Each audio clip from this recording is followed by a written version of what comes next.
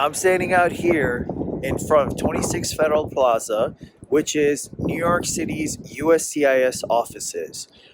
In this video, I want to talk about if you are married to a US citizen and they sponsored you for a green card, what are your options if they don't show up for the interview and you still want to get a green card? Hi, my name is Mohammad Saleem. I'm an attorney in New York practicing immigration law since 2010.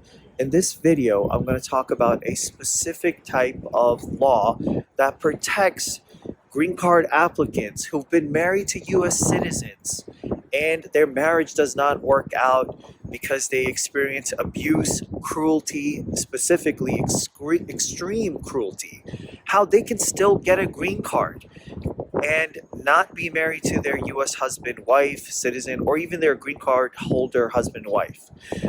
The law that protects those green card applicants is called VAWA. Under VAWA, people are eligible to get a green card application approved if they can demonstrate that their marriage was in good faith and that they experienced abuse, extreme cruelty, in their marriage. And they don't even have to be married. I'm going to talk about how in this client's situation, her husband didn't show up to the interview today. And that's fine. He didn't need to show up. You know, we're still going to be able to keep her green card application open and alive so that she can have the opportunity to file her VAWA case. And then when that VAWA application gets approved, we'll be able to have her interview for her green card continue, and so that she can still get a green card without being married. Now, a little bit about VAWA. I won't go into detail with it. It stands for VAWA, Violence Against Women Act. It was passed by Congress to protect, and it doesn't have to be for women. It was passed by Congress to protect immigrants who are here in the United States, who have been married to U.S. citizens or green card holders and have experienced abuse at the hands of those citizens.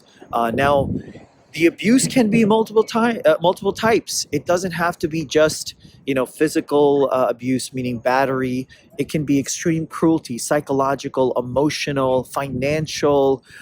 There's different aspects of it. And as an attorney, we work with all of our clients to explore in detail building a case by demonstrating through whether it's psychological evaluations or through affidavits from friends and family or other testimony and evidence we can get to show that that person did in fact experience abuse at the hands of their U.S. citizen husband, wife, or green card holder husband, wife, and that they should be protected and can get a green card and stay in the United States. There's no risk of those people being deported just because they married somebody in good faith and their husband and wife abused them, and they should suffer by being placed into removal proceedings. This is really important. This protects people, husbands, wives who are in relationships and don't want to be in those relationships because, their partner is abusive. And that, they can still get a green card. There's still hope for them. So they are not trapped in a vulnerable relationship, because as an attorney, I can tell you that there is abuse that takes place. There's a power dynamic in play in immigration law where the U.S. husband, wife, citizen may say, if you don't be a good husband, be a good wife, do what I tell you to do, I'm going to, take away your green card status, or I'm not going to help you with your immigration status, or that you could get deported. I've had many of those clients. I've still been able to protect them by getting them a green card without them being married to their husband or their wife. And this law allows them.